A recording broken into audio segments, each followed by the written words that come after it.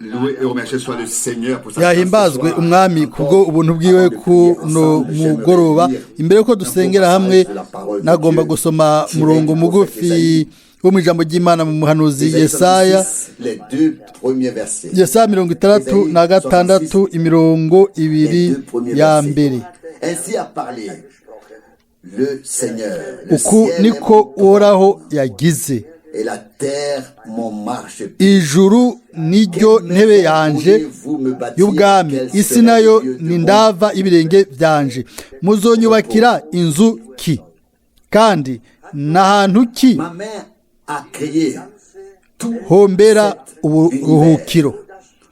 Kuko ibyo byose intoke zanje arizo zabiremye, bikabaho byose ni ko Uhoraho agize. Ariko umuntu w'impahazwa afise umutima umenetse, agahindishwa agashitsi n'ijambo ryanje, uwo niwe nzohoza kwijisha.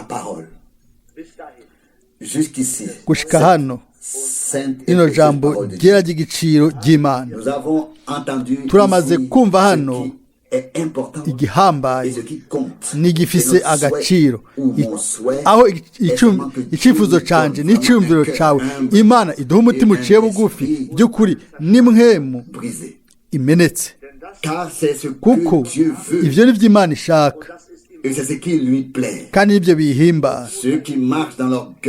Abagendera mu bwibone bazogwa, ariko umwami araba abaciye bugufi bafise imhemu zicugumira zihindurishwa agashitsi n'ijambo ryiwe, ngo ndaba abiyumvira ku ijambo ryanje bagahinda agashitsi. Bakundwa bene data n'abashiki banje, uno munsi n'abantu bake bagifise ukubaha k'ukuri, gutinya ijambo ry'Imana no gutinya Imana ubwayo. Imbere y'ijambo ry'Imana n'imbere y'Imana bose bavuga ijambo ry'Imana nk'uko baryumva, bakavuga ibyo bagomba byose ku Mana, bagakora ibyo umwe wese agakora icyo agomba ku Mana, ariko umwe wese azokwimbura ico yabivye, niko Bibiliya ivuga. gatandatu Abigalatiya 7. Ariko haracariho abantu bahindishwa agashitsi no kwiyumvira ku ijambo ry'Imana, kuko barazi yuko ijambo ry'Imana ni iry'ukuri kandi ko rigumaho ibihe bidashira. Ijuru n'isi bizokugwaho, ariko ijambo ry'Imana rizokwamaho ibihe bidashira. Tumwegere duciye bugufi n'umutima umenetse, no muri ino joro turahaguruka dusengere hamwe. Mana yizigiwe, tuje kuri wowe uko turi mwami, turagushimiye kubw'ubuntu ubwo twamaze kuronka gushika kuri ino saha, kuguma hano kandi tukashobora gusubira gukoranira hano ubu ngo dushobore kurongora ibyiyumviro byacu ku ijambo ryawe, kugira ngo ibyiyumviro byacu tubizamurire wewe, tukuzanire n'amashimwe n'ibyubahiro.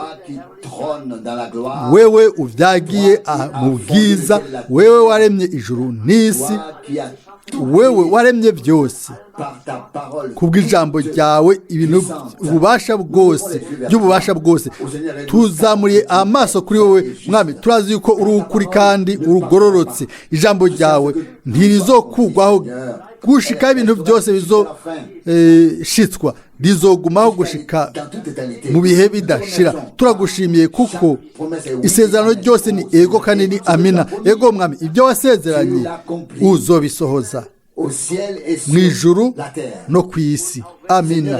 Mwami, nubwo uvuga hano yuko uri kumwe nabo baciye bugufi bafise umutima umenetse, turagusavye uduhe umutima uciye bugufi kandi n'umutima umenetse, o mwami, kugira ngo dushobore guhinda agashitsi, duhinda agashitsi turavye ijambo ryawe, dusoma ijambo ryawe mwami.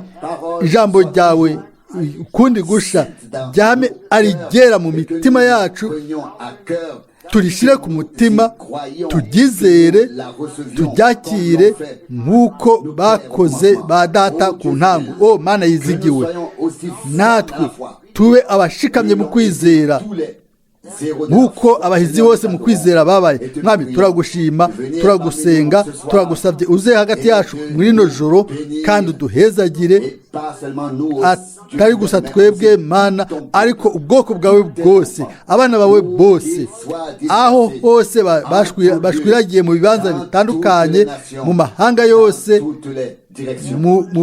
mu mpande zitandukanye munsi y'ijuru. Mwami, utanga ubuntu bwawe kuri abo bose bagwaye. Mwami, uri wa muganga akomeye, turashobora gushyira ibyizigiro byacu muri wewe. Turazi yuko urongora ibintu byose mu buryo bwiza, izina ryawe ry'ubwiza rihabwa icubahiro rishyirwa hejuru. Mwami, turagusaba utubwire mu ijambo ryawe ryera. Turagushimiye no ku mpera y'iyinga n'ijambo ryawe ry'ububasha. Mwami, ku bintu byose twashoboye kumva tukabamwo ku bwawe, Mana nzima kandi y'ukuri. Uhezagire ubwoko bwawe, ndabasubiye kubigusaba Mwami, mu izina ryawe ryera ry'igiciro ry'ubwiza rya Yesu. Amen. Amen. Turicara.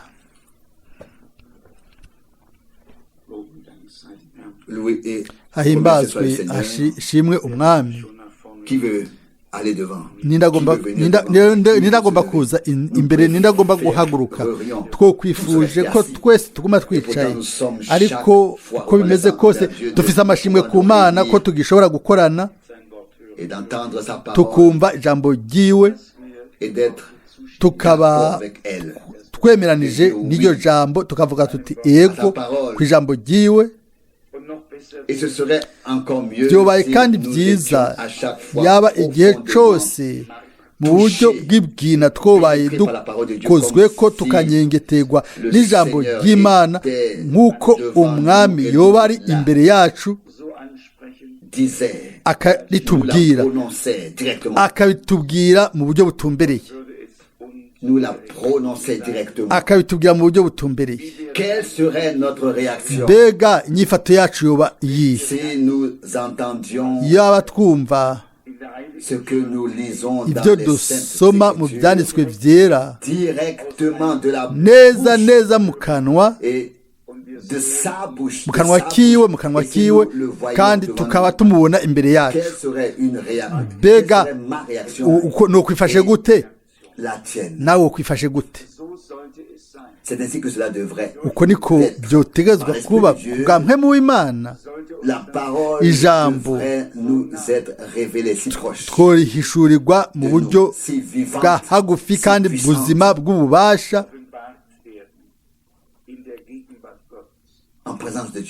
imbere y'Imana.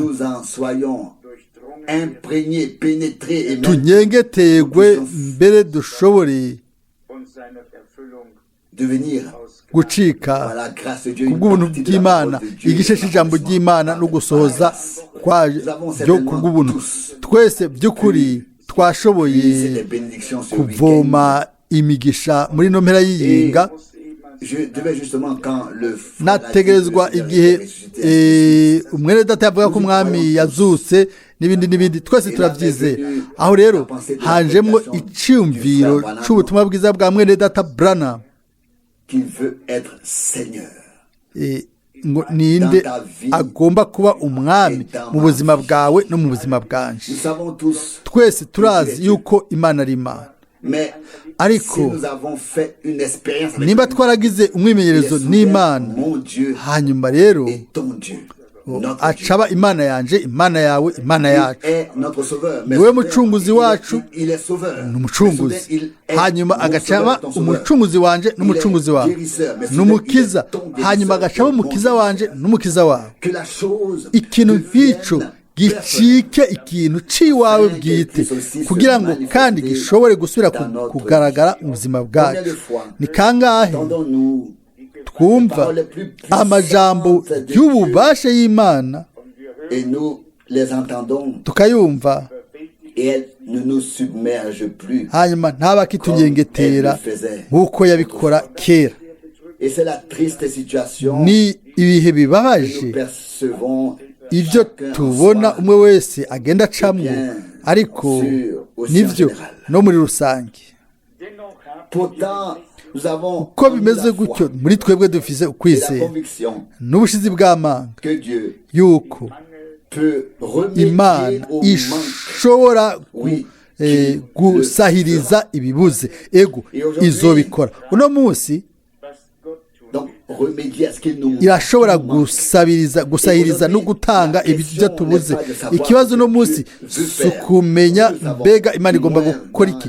Turabizi by'ukuri mu mirongo mikuru. Ikibazo ni ukumenya mbega imana yobikorana natwe, yobikorera muri twebwe canke twe turahangayikishijwe na twebwe ubwacu n'ibindi be n'ibihe ducamwo ku buryo tudashobora by'ukuri ubwacu kuba inyegu y'umwami imana. N'ibibazo dutegerezwa kwibaza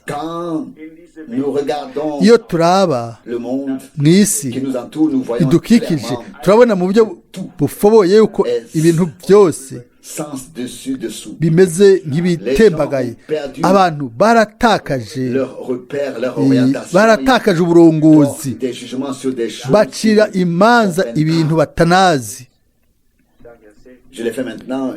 ubu ndakunze kuvuga ikintu gake hano imbere, maze kumva mu buryo inkuru z'isaa moya z'ijoro aho inama mpuzamakungu y'amadini yafashe ingingo y'uko amadini 300 akoraniyemo rimwe ryose ritegerezwa gukorana n'amasendika yo muri ico gihugu. Nokwifuje, nokunze yuko kagafata majwi kanje kaba iruhande yanje, ego harimwo ikasete aho oyi byavuzwe mu buryo buciye bugufi, ariko nari nifuza kubifata amajwi, ariko turaza kubigaruka ko mu kanya. Igihe bamwe bakora ibi ntibidufasha gukora ibintu byiza. Nagomba gusa kuvuga yuko ibihe muri rusange navyo bigira ingaruka ku ishengero ry'umwami. Ibyo bihe nyene bibonekana mu isi, biba biri ku rugero ruto iruhande yacu. Twebwe turi hagati mu isi, nta muntu n'umwe yo kwitandukanya nk'uko atari ku isi. Mu buryo bw'inyuma turabona yuko ibintu byose birimo birasambuka. Murazi rimwe na rimwe turafise kuvuga ibintu bya politike, yaba yego canke oya nta kamaro bifise, ariko muri rusange ko isi yubatswe mu buryo bwa politike bizosambuka kugira ngo bishobore kuja mu biganza bya wa wundi ategerezwa kugenzura ibintu byose, kandi azobigenzura azobifata mbere. Ariko kuri twebwe dutegerezwa kwibaza ikibazo gikurikira, yaba twagomba kubyibwira, mbega twebwe ni igiki kiturongoye, ni igiki kidusuguma iruhande yacu, ni igiki gihishurwa mu buzima bwacu. Icyo ni ikibazo cya mariki. Mbega turumugisha canke turumuvumo? Ni gute duseruka imbere y'Imana? Iyo twisuzuma twebwe natwe bishobora kuba n'ibitari iby'ukuri. Aho rero tuteza kureka tukarongorwa, tukarongorwa n'ijambo ry'Imana, hanyuma iri tukarifata nk'icitegererezo. Twarumvise havugwa ukwizera. Ukwizera ni iki? Murazi, narabivuze hano, nari nagiye guhamba mwene data Brana, barandirimbiye ngo wizere gusa, wizere gusa, barasubira kandi barabandanya. Et là, je ne sais pas hariya combien de temps sinzi s'est écoulé igihe en tout. caheze muri rusange, Je sais seulement qu'il nzi gusa ko pleuvait à verse, hariko haragwa que nous imvura, étions tous trempés, twese twari que twajobye, j'avais le cœur nari mfise umutima brisé. umenetse. Et je me suis dit, ou j'ai dit au naribwiye Seigneur, ndabwira umwami, nous pouvons chanter. turashobora Crois kuririmba izere gusa izere gusa, ariko seulement. Cet homme qui vraiment uwo croyait, muntu by'ukuri yari nous l'avons yizeye, enterré. twamuhamvye, turamuhamvye. Vous pouvez imaginer à quel murashobora point kwibaza on se sent ku rugero déchiré umuntu intérieurement. yumva atabaguritse imbere mu mutima. Et pourtant, Nubwo biri uko, nous continuons à croire que les turabandanya promesses de Dieu restent kwizera yuko amasezerano y'Imana agumaho, ariko dutegerezwa kuronka l'accès inzira à leur réalisation de yo gusohoza kw'ayo masezerano, ku buryo Imana ishobora kuduhezagira ikadukoresha ce va et vient kugira ngo ibyo kugenda no kugaruka byose biherahezwe, hanyuma natwe au-dessus des choses et non pas tukaba des choses turi au-dessus hejuru de y'ibintu, nous. ntibibe ibintu biba hejuru yacu, ariko bije munsi y'ibirenge byacu kubwo ubuntu bw'Imana. Amen. Ce va et vient. Urwo ruja n'uruza rwose, kuko ntidukeneye Un secret de cela. kugira ibanga y'ibyo. Ibintu byose bikora kuri umwe muri twebwe bidukora ko twese. Et avant même de nous en rendre compte, mbere nous sommes n'imbere tous y'uko tunabibona, tellement occupés par des twese choses tuba qui duhangayikishijwe nous concernent n'ibintu pas, dont nous bitaturaba. devons nous occuper. Mbere Nous ibyo sommes tutategerezwa des- kwitwararika, nous sommes encore turi sur abantu terre. turacari hano ku isi. Avant même de nous Imbere en rendre y'uko compte, mbere nous avons tunabibona, pris parti. turaba twamaze kubigiramo Et nous avons umugabane, déjà fait du mal hanyuma quelqu'un. tukaba tumaze kugira nabi Et cela umuntu, continue encore et ibyo encore, bikabandanya l'un bikongera bikabandanya, entraînant l'autre. kimwe kikabyura ikindi. Dutegerezwa Trouver grâce kugirirwa devant Dieu, ubuntu imbere y'Imana, afin de kugira ngo reconnaître tumenye ses voies inzira zayo avec nous hamwe natwe, et de déterminer hanyuma quand l'ennemi est en jeu tumenye mbega n'iryari ari umwasi ariko arabikora kugira ngo adusamaze. Amina. pour nous occuper Kugira ngo de ce qui n'a aucun duhangayikishwe n'ikintu kitagira umumaro na muto. Kuri ibyo rero umwe wese ategerezwa kwisuzuma, et vérifier agasuzuma s'il niba est dans la foi. ari mu kwizera ubwiwe. Abikorintho ba kabiri 13 umurongo wa 5 nivyo Paulo yandikira ngo umwe wese yisuzume arabe yuko ari mu kwizera. Murazi yuko uko kwisuzuma nivyo umuntu arabyikorako, ariko ntabikorana nawe, ntiyisuzuma yipimanisha nawe nyene, ariko yipimanisha n'ivyo Imana n'abo Imana yarungitse igahezagira igakoresha.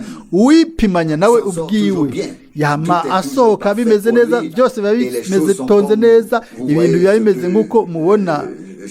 Murabona ibyo ngomba kuvuga, ariko ukwisuzuma nyakuri kugira tumenye yuko turi mu kwizera ni ukuraba niba ibintu ibyasezeraniwe abizera bishobora gukorekera mu buzima bwacu kandi bigakorwa n'ubuzima bwacu. Nimba ariko bimeze, aho rero by'ukuri tuba twarahezagiwe n'Imana. Ariko iyo turaba ibyo ducamwo n'iby'abandi n'ibyo bacamwo, none ibyo bidushikanahe? Nijyari Imana izoza kuducira urubanza rudukiza? Ubutumwa buvuga ngo twumve ibyo bice bibiri. Ndabibabwira, murashobora kumva n'ibice bine nimba mubishaka, mbere n'icya gatanu. Na Salomo naho yari kuba ari hano uno munsi n'ubwenge bwiwe bwose, nawe yogira ibibazo nk'uko tubifise muri runo rungano, kubera nta muntu n'umwe agomba gupfukama imbere y'ijambo ry'Imana. Nta n'umwe. Uwo ari we wese agomba yuko uwo ari we wese amupfukamira, ariko nta n'umwe agomba guca bugufi. Ni akaga, ni ingorane. Ndavuga nk'imvuga kuri no munsi niyo nibajije cyane muri no minsi, narisubiye ko ndaharura ibyavuye mu myaka yadutuzaniye imibabaro ugasanga iki na kiriya. Hanyuma ku mpera nashoboye kuvuga nti mwami, si bijanye nuko uyu canke uriya ibyo yakoze, oya, ahubwo n'ibijanye n'ivyo jewe nakoze. Kubera iki ndi aho ndi ubu? Si bijanye n'abandi mu gihe ari ikibazo cyo gucigwa kw'iteka, ariko ni wewe, ni jewe, ni twebwe umwe ku ruhande rw'iwe. Uwundi kumbure arashobora kuba yogira uruhara mu kintu, ariko ku mpera twese tuba turi imbere y'Imana yacu, kandi si uwundi, ni twebwe twese, umwe wese ku ruhande rw'iwe. Dutegerezwa kuba abafite amahoro n'Imana yacu. Hano twasomye mu cete c'Abaheburayo 12:12 ngo nimukomeze amavi anyeganyega. Si umwami abikora, ni twebwe dutegereza kubikora. Rimwe na rimwe birakwiye yuko umuntu aba ahagaze, yego, none ni gute ibyo bijya gukoreka? Rero ukundi gusha tukaba dukeneye ubufasha bw'Imana yacu. Haravugwa ku murongo wa 13 mu Baheburayo 12, kandi muharurire ibirenge byanyu inzira zigororotse, kugira ngo igihinyiza ntigikondoke ariko gikire. 15 mwizigame ntihagire umuntu adashikira ubuntu bw'Imana. Birahambaye, ntihagire usigara inyuma ngo yibuze ubuntu bw'Imana. Mu buryo ateza kuja ahantu yishuza ubuntu bw'Imana kubwiwe, ariko ntaje mu kaga kubwo igituma runaka, ntabe akivusaba ubuntu, ibyo ntibigashike, kandi ntihabe umuzi wo kurura uba usubira kuza nguzane akaga. Umuntu wese agumiza umuzi w'ukurura muri we ukamera ukabandanya, uwo azoba umukunzi w'umugwanizi, kuko umugwanizi nta kindi kintu gikoresho afise cyiza kiretse abana b'Imana bafise umurazi muri bo. Hari ibintu bibiri bifata imizi, kimwe no mu rurazi, no kujingitwa, nindazi ikindi gikurikira. Wavuze amahera, n'umuzi w'ibibi byose. Amahera n'umuzi w'ibibi. Abitimoteyo wa mbere 6:10. Ni gute amahera agira umuzi? Hari umuntu yosobanura, sinzi, ariko urukundo rw'amahera niko byanditswe, ni umuruzi w'ibibi byose. Ndabona ibintu bimera ariko si amahera, ariko umuzi w'ibibi byose n'amafaranga, mamo. Umururazi wongeye ko no kujingitwa, aho rero haba hari imizi ibiri. Ibyo biba bihagije kugira ngo haze akaga ku isi. Kandi nk'uko Imana ikoresha abantu, umugwanizi nawe nyine ko akora. Imana iratubohora. Ndafise amashimwe yuko dushobora kubohoka ku bintu byose by'isi. Nitutabikora kubera tubishaka, aho rero ibihe runaka bizobidufasha, kandi turanezerwa. Ku bwanje ni ibintu bikomeye cyane. Ndafata ikintu nk'uko ari igikomeye cyane. Twararonse inyigisho yuzuye nk'uko bitigeze guhabwa isi mu myaka 6,000. Ku bw'ubuntu bw'Imana twaronse ukubona byose muri rusange. Ku bijanye no gushingwa muri Bibiliya, turafise ibituma byose byo gushimira Imana bivuye mu mutima. Ariko nimunyumve, niba umwasi adashoboye kutuyobya ngo adukure mu ijambo, adukure mu nzira nziza, ndagomba kuvuga ijambo ry'Imana, ndagomba kuvuga mu nyigisho, umwasi azogerageza mu bundi buryo. Turashobora kuraba abandi turi hejuru tukavuga tuti abanyinyoma bose n'ibinyoma, uyu kuri iki n'iki, hanyuma tukavuga ku bintu by'inyigisho, mbere tuba dufise igituma n'ukuri. Ariko turetse tukipimanya no mu zindi mpande, turibesha aha na hariya, tuba dufise ibyo dukenye bitunaniye. Umwasi ni ingunge, afise ubugunge 1000, arazi icyo akoresha n'ikindi akoresha. Kumwe hamwe n'uyu akoresha inyigisho, akamukwega ku zuru, uwundi ashobora gukoresha ikindi kintu mbere tutanabona.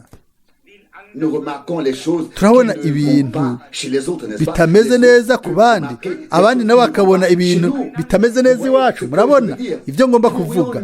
Mbega twoshobora gufashanya nk'uko byategeza kuba bimeze mu rukundo rw'Imana. Reprenez-vous les uns les autres. Nimufashanye bamwe n'abandi. Oui, reprendre quelqu'un aujourd'hui. Guhanura umuntu no munsi ubigabe, kuko urashobora kubizira. Hari ikintu kitameze neza, hari ikintu kitameze neza kidatari muri gahunda. Iyo Bibiliya ivuga ngo muhanurane nk'uko umunsi wegereje, twategeza kubikora. Abara 10:25, kandi twateza kuvuga ngo umuntu agomba guhanura abandi nawe niyemere agirirwe ubuntu, kuko vuba nawe bazomuhanura ubukurikira. Hanyuma iminsi yose tumeze nk'aho tugomba kuba dufise ingero, hama twaba dufise ingero twebwe. Nimwibaze ku ijambo Yakobo yanditse mu gice cya 5 ngo mbere ntitunihe bamwe ku bandi.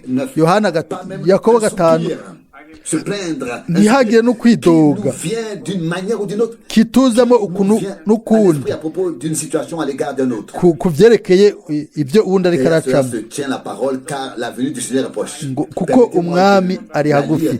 Reka ndabisomeye kugira ngo ndabivuge ku mutima, ariko ndabisome byanditswe byera. Ni iki tumaze kumva iki mu ijambo ry'intangamarara? Umuntu ahinda agashitsi yumva ijambo ryanje. Yesaya 66:2. Ninde? Nta numwe ajugumira, twese turicara. Agenda ndahagaze, nta numwe afise umutima wegeranye. Muri Yakobo 5:9. De peur que vous ne soyez jugés.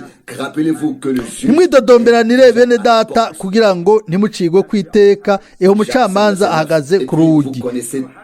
5:9. Mwese murazi ijambo tubwira ngo dushishikare. 7. Nuko bene data mwihangane mushitse aho mwami Yesu azozira. Twese turazi ingene bivuzwe. Bimeze gute kuri twebwe? Twese dutegerezwa kwisubirako, hama tukareka ijambo ry'Imana rikatunyengetera. Dutegerezwa kugaruka mu bufatane n'Imana, tugatinya, tukubaha Imana, tukubahana. Dutegerezwa gusubira kwiga ingeso nziza. Umwe wese ntavuga ibyo agomba, ntakora ibyo agomba, ntacire urubanza uko abigomba, ariko umwe wese ashobore kubona ikibanza ciwe hamwe n'Imana no mu Mana, kugira ngo ashobore kuronka ukugororoka, aronke icyo afitiye uburenganzira imbere yacu twebwe twese. Hano mu cete cya Petero hariho ijambo rijanye n'uko Imana iba ceux qui ont le cœur mu brisé, bafise imitima humble. iciye bugufi imenetse. Ndasoma ko muri Petero wa mbere 5 umurongo 1, wa mbere, oui, au verset yego 1. ku murongo wa mbere. Voyons comment ça continue. Turaba ingene bibandanya. 1 Pierre 5, verset 1. Petero wa mbere 5 umurongo wa mbere. Je vous rappelle l'ordre, moi, ancien comme vous et témoin des souffrances. Abashinga nawe bishengero bo muri mwebwe ndabahanura kuko nanje ndi umushinga ntahe mugenzi wanyu kandi ndicabona c'imibabaro Kristo yababajwe kandi mfatanije namwe ubwiza buzohishurwa. Muragira ubusho bw'Imana ngo bwo muri mwebwe murazi ijambo. Ku murongo wa 5, namwe bakungu mugamburukire abashinga ntahe mwese mukenyere ukwicisha bugufi kugira ngo mukorerane, kuko Imana irwanya abibone ariko abicisha bugufi ikabaha ubuntu. Murongo wa 6, nuko mwicishe bugufi muri munsi y'ukuboko kw'Imana k'ubushobozi kugira ngo izibashire hejuru mu gihe gikwiye. Muyikorere amaganya yanyu yose kukwibabara. Mbega amajambo y'ububasha y'Imana! Kugaragara kwa Yesu Kristo kuri hagufi. Dutegerezwa kuragira umukuku w'Imana. Ego ninde ari muri abo uno munsi? Ego hariho bakeya hagati yacu, mbere twese bose singomba kubabaza n'umwe, ariko ninde nezerwa nuko ijambo ry'Imana ritangwa kugira ngo habe abantu bari mu ruhande rw'Imana. Mumbabarire niba ibi bimbabaza mu nda. Turazi twese igihe bavuga ngo abatama uyu nagende n'ujya nagende, oya siyo nyishu. Satani niwe ategeza kugenda mu byiyumviro byanje no mu byiyumviro byawe, no mu majambo yawe no mu majambo yanje, no mu bikorwa byanje no mu byawe. Nta mwene data n'umwe ateza kugenda, nta mushiki wacu n'umwe ateza kugenda. Bene data bose na bashiki bacu bafise ikibanza mu bwami bw'Imana. Uteza kugenda ni Satani wenyine, nta wundi n'umwe. Murazi igihe umwami azoduha ikintu nk'icyo kibabaje nk'uko yabikoreye Petero, igihe Petero mukundwa yaha ikintu ciza muri bijya bihe, akagomba kumubwira ikintu ciza cyane, umwami aramubwira ati Satani genda inyuma yanjye. Mateyo 16:3. Petero aca yumva mbere ukundi. Turafise abahanuzi benshi iruhande yacu, ariko ninde bariko aravuga muri abo bantu? Ninde? Ni Imana ikiravuga. Imana ivuga ni ijambo rivuga, si wewe si jewe abavuze kubwo ibintu yateguriye muhira, oya. Ariko dutegereza kureka ijambo ry'Imana rigakora, tugajugumira, tugahinda agashitsi. Mbere mu guca bugufi ukavuga uti mwami ndagushimiye ko wampaye uburongozi bwiza, uburongozi bw'ukuri hamwe n'ijambo, numpa inkomezi shobore kurishira mu bikorwa. Vyomara iki amajambo yacu? Ivyo tuvuga vyomara iki? Ivyo nta n'umwe bifasha. Ariko iyo ari ijambo ry'Imana, si bene data bavuga ikintu, oya, ni Imana ivuga icishije mu ijambo ryayo. Kandi icyo dukora ni ukurisoma gusa, riba riri ngaho, ntituryanditse uno munsi, ntituryandika, ariko turarifita mu biganza. Yaho niho nibaza hari ibibazo byinshi.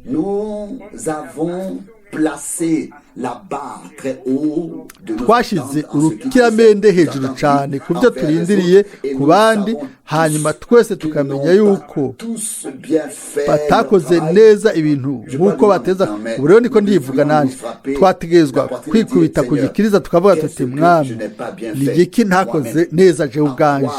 ne puis-je pas subsister devant toi? ni iki cyo Aide-moi. ntuma hagarara imbere yawe numfashe niteguye guca bugufi munsi y'ikiganza cyawe c'ububasha. Hanyuma turafise Ici l'accomplissement de ce hano qui est ugusohoza écrit. kw'ivyanditswe, Mais tous ensemble, ariko twese dans hamwe vos rapports mutuels, mu revêtez le vêtement de mwese service hamwe mukorerane est l'humilité. ni mu guca bugufi. Lorsque le Seigneur a Igihe enlevé ses vêtements umwami et a mis yakura le tablier de lin, impuzu il a pris la place agakenyera d'un serviteur. eswime agatangura Il a gukora lavé les pieds akoza des ibirenge autres. abandi. Nous devons nous natwe dutegerezwa servir les uns les autres gukoreranira comme il est bamwe écrit n'abandi ici, nk'uko byanditswe hano avec toute humilité. mu guca bugufi kose. Éphésiens 4:2. Efeso Et 4, derrière, il y a la kabiri, phrase, verset 5, hariyo Dieu résiste aux orgueilleux, mais il fait grâce ngo Imana igwanya abibone aux humbles. ariko igira neza Cela abicishije semble bugufi. être la Ibi clé. Il y bibona avait ni un nk'urufunguruzo. autre passage, c'est Hariho uwundi murongo 1 muri Thessaloniciens Tesalonika ba mbere 5. igice cya 5. Voici, ici, il est écrit au verset 12. Hano du verset haranditswe 12, ku 1 murongo Thessaloniciens 5, wa verset 12. Tesalonika ba Nous mbere vous 5 demandons, frères, 10 d'avoir de la considération na pour kabiri. ceux ariko bene data turabinginga mumenye abakora muri mwebwe qui se donnent de la bagatama peine, qui se tiennent devant, qui vous babaganza dirigent dans le Seigneur, et vous babarongora mu mwami wacu ayez bakabahanura. une 13 affection et mubahe une estime mububahe particulière à cause rwose de leur mu travail. rukundo Soyez en ku paix bw'igikorwa entre vous. cyabo mubane amahoro. Une assemblée qui souhaite mubane être bénie amahoro. par Dieu ishengero rigomba doit guhezagirwa n'Imana reconnaître ritegerezwa l'ordre kumenya divin, gahunda y'Imana, distinguer, ritegerezwa discerner le gutandukanya corps du Seigneur, kubona umubiri doit savoir w'umwami, ritegerezwa kumenya quel service, mbega quelle igikorwa tâche icyo ari cyo n'ibango ont été établis dans ibyashyizwe l'assemblée. mu Et ikoraniro. si nous n'aimions pas vraiment une tudakunda by'ukuri umuntu personne, parce qu'elle kubera a un service afise à rendre, igikorwa akorera mu ishengero, mais cela nous plaît d'autant plus. ivyo Il ne s'agit pas bira- ici de biraduhimbara l'apparence extérieure, de la gusumba. même longueur si bijanye sur laquelle nous aimerions parfois. n'iby'inyuma kumubona ko tuba duhujije, oya nibijanye no kubaha gahunda y'Imana De s'y intégrer. tukayironkamwo umugabane tukayicira bugufi.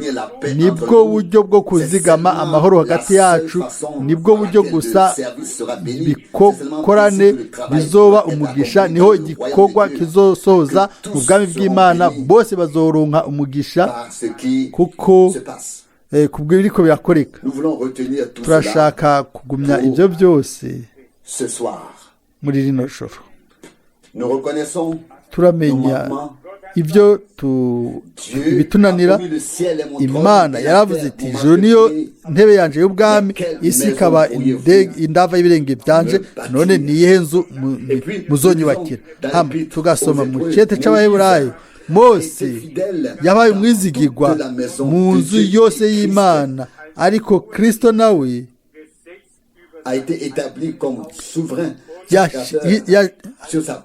yabaye umuherezi mukuru mu nzu yiwe bwite, kandi inzu yiwe ni twebwe, niko byanditswe mu Baheburayo 3:6.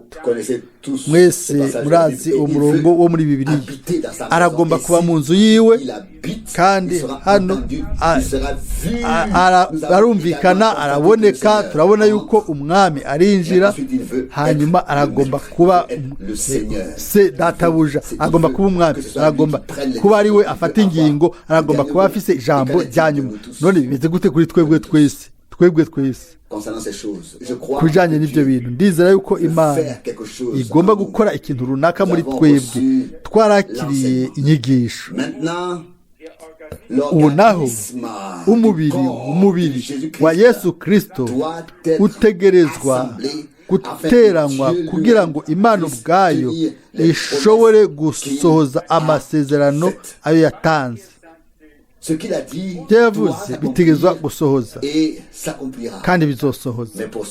Kubw'ibyo haba hakenewe yuko tous les conflits, toutes les prises de parti, ibibazo tous les va-et-vient, ukugenda no kugaruka uruja n'uruza ibihari byose biteza guhera hama tukagaruka ku kuri hanyuma abana b'Imana ni babandi bafise ibibazo byo kuba hano ku isi. hari abizera nta bantu boba abantu Imana igomba kutugira abantu bafise ubwenge bafise bona inzira zabo mu bihe byose batabishoboye baguma ngaho nyene bakarindira yuko Imana by'ukuri ibarongora ikabacira inzira. Umwami yoba yaraduhevye gushika uno munsi mbega ntiyishuye ku bibazo byacu byose. Niba ubu twategezwa guca muri kano gahe kagoye no kwifuje no hisemwo yuko biba bitandukanye. Ese ingene no kwifuje no hisemwo yuko biba birengana, ariko niba ari ukugomba kw'Imana, nimba ariyo nzira y'Imana canke nimba ariho dutegezwa guca muri iyo nzira mu bibazo byose, aho rero turagomba kuyicamo. Kandi tumaze kumva yuko tudategezwa kwidodomba no kwidoga, ariko duteza gushimira Imana izokora neza bintu. Imana ntiba mu nzu yubatswe n'amaboko y'umuntu, iba mu bwoko bwayo ngo muri rushengero rw'Imana nzima. ariko no bambere 3:16 ariko haracariho byinshi byo gukora muri urwo rusengero. Hariho ibintu byinshi bitegerezwa gusohoka. Birashoboka yuko umwami ashobora gufasha ngo ibintu abishire muri gahunda. Mugabe ku kintu umwe wese muri twebwe ibi byose tubimenye canke tutabizi, umwe wese arakeneye, arafise ibyo akeneye, afise ibintu akeneye bidatarabona inyishu. Reka tubizanire rero umwami. Nta numwe muri twebwe yoshobora gufasha uwundi. Icyo dukora no gusengereranira nibyo nivyo dushobora gukora. Inama nziza dushobora gutanga niyo dutanga mu buryo bwacu, kandi tutari mu kibanza c'uwundi, tutari mu birato by'undi, ariko nitwafashanya, nitwazigama amahoro hagati yacu, nitwayarondera, nitwayakurikirana, hanyuma ntitwigwanire imbere y'Imana atanu umuntu tuciro. Ndabisubiyemo nkana, urashobora kumva ibintu bibiri ku kintu kimwe, ntumenye ikintu c'ukuri, ukumva ibintu bine ntumenye ibyo ari byo. Igihambaye nuko twizera Imana tukayizigira, hanyuma tukagwanya ibigeragezo. Bw'ibyo turakeneye gutegwa intege na mushiki wanje na mwene data. Nimba hari kutumvikana ahantu runaka, ndabinginze ntihagire abantu baja mu mpande. Sivyo, ntibishoboka. Duteza kuja mu ruhande rw'Imana n'ijambo ryayo. Dutegerezwa guhezagira mwene data wese na mushiki wacu mu izina ry'umwami. Dutegerezwa gushira ijambo ry'Imana ku giterekwa kw'itara. Ndabivuze mu buryo bufoboye atagukikiriza, nuko Imana n'ijambo ryayo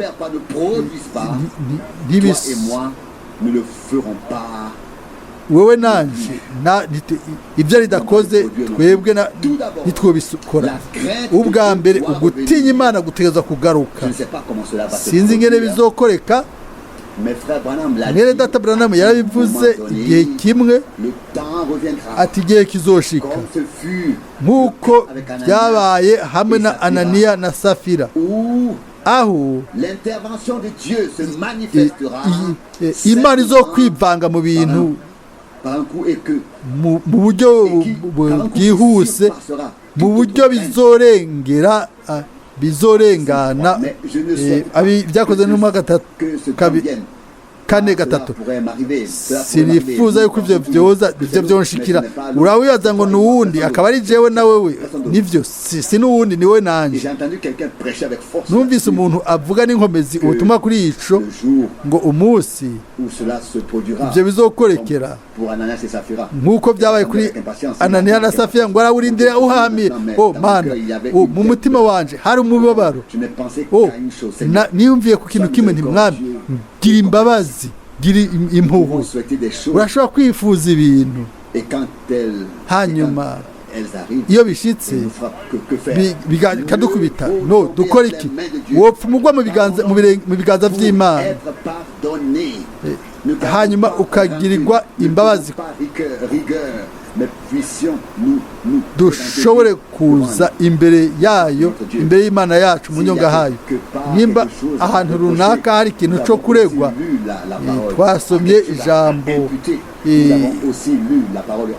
twasomye ijambo ibyo rero bigomba kuja kuri wa mubi w'isi kandi yamaze gucigwa ku iteka si wowe si jewe si twebwe ariko n'umwansi niwe akoresha rimwe na rimwe uyu cyangwa uwundi mbega jewe ngire umusaya mwene data nanke mwene dacamishika kandi ari satani yakoze yazanye akaga abantu bakaba batashoboye kwifasha ubwabo oya reka dutandukanye hagati y'abana b'Imana bakundwa n'ibyo umugwanizi ariko arazana n'ibindi kuko mejeje kubivuga ntihagire uja ku ruhande rwa naka canke rwa naka reka byose tuberekere Imana nta n'umwe yoca urubanza rugororotse ni ijambo ry'Imana wenyine niwe azoca izigororotse mbere azocira izigororotse n'abiwe nk'uko byanditswe yego muri Luka 18:indwi kandi ni vuba Imana iduhezagire ndahagaritse umutima sinzi ko mubibona ndazwi ishinga n'igikorwa c'Imana n'ishengero ry'Umwami no gusohoza kuri byose ibitegezwa gukoreka imbere yo kuzamurwa kubwo guheraheza kurangiza igikorwa c'Imana niryo segesho ryanje kandi nicyo cifuzo canje kubona ikibanza mu bwami bw'Imana mu ishengero kandi hakurya y'ivyo byose Imana iduhe twese ubuntu dushobore gufata ikibanza cacu dufashanye bamwe n'abandi mu rukundo rw'Imana cyo cifuzo canje n'isengesho ryanje ibintu bitakimeze neza ahantu runaka nubwo biruko dutegerezwa kubahana hariho ibihe biturengera ariko tudashobora guhindura nimba Imana itabihinduye twe dukora iki dutegerezwa kubyemera nk'uko biri tukabandanya inzira yacu n'Imana mu kwizera no kwizigira we ko we azokora ibitegerezwa gukora kugira ahindure byose iduhe amahirwe yo kwiyegurira ijambo ryiwe ego tujugumiye dushobore mbere no guhinda agashitsi iyo atubwiye atari gusa abandi ariko umwe wese mu ruhande rwiwe mwami mwizigirwa waduhaye ubuntu bwinshi ahezagire abe kumwe natwe twese ubwoko bwiwe bumusenga adusugumire mu masengesho abitumenyereze mu buryo bukomeye abidusugumiremo kugira ngo dushobore gutabaza izina ryiwe n'umutima wacu wose hanyuma atwumve atwishure aduhezagire amen. Data wo mu ijuru ndagushimiye bivuye mu mutima kubwo amahirwe ayo dufise yo gushobora gukoranira hano mu nyonga hawe mu kumva ijambo ryawe Dieu fidèle, mana yizigiwe nous avons encore assez de respect turacafise ukubaha pour ne pas no gutinya kugira ngo ntitubure mu bikorane nk'uko wabivuze. cyo nacyo ni ijambo ry'Imana. Mbega n'abantu bangana gute babicokora biyita ko bubaha Imana. Mana yanjye, ijambo ryawe ryose riri muri Bibiliya ntushoboze ndaryubahe, kubaha kwera ungirire ubuntu, ndaryiyegurire ungirire ubuntu nk'inkomezi ishobore gusohoza mu buzima bwanjye. Mwami mukundwa, ukwizera atabikorwa kuba gupfuye bwako. Mwami mwizigirwa, uduhe twese, yaba mu bukozi bwacu, mu buzima bwacu bw'imwemu, mu buzima bwacu bwo ku isi, utugirire ubuntu. Umwe wese yiyegurire mu mpande zose, ijambo ryose riri kuri we, uko ibihe bimeze kose, uko bimeze. Mwami mwizigirwa, ntitukurogotako n'amajambo, ariko iyo duciye iruhande ijambo ryawe tugakora nk'uko utigeze uvuga, o Mana yanje, aho rero izina ryawe riba ricokowe, dukoze nk'uko umenya ntacyo wigeze uvuga kuri icyo kintu. Mwami dufashe, nukore ku buryo tugirirwa ubuntu mu nyonga hawe muri byose,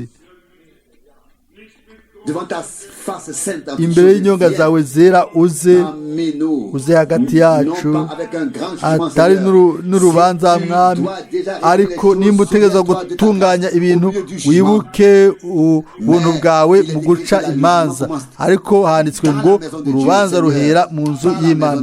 Mwami, mu nzu y'Imana, Mwami mukundwa, utwemere twese kuri no weekend kubw'ubutumwa bwiza, kubw'ijambo ryawe, kubw'igikorwa cyawe. Mwami, ufate ubuzima bwacu bwose, ufate abantu bose bari mu bukene kubwo amakosa yabo canke bitari byo. Mana yanje, wikoreye amakosa yose, utwakira udufate kugira ngo ntiturengerwe n'ibintu, hama ngo tugwe mu mutego w'ibyo bintu. Uduhe inkomezi n'ubuntu dushobore kubigaba,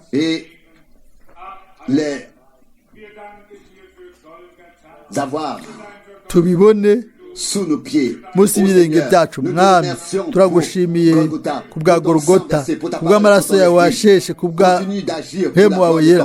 Ubandanye gukora ku bw'icubahiro cy'izina ryawe. Duhezagire nino weekend, ube kumwe natwe no mu Bufaransa mu ndwiza. Mwami, uhezagire ku bw'ubuntu bwawe, uhezagire ahantu hose, izina ryawe rihabwe ubwiza. Haleluya, amen.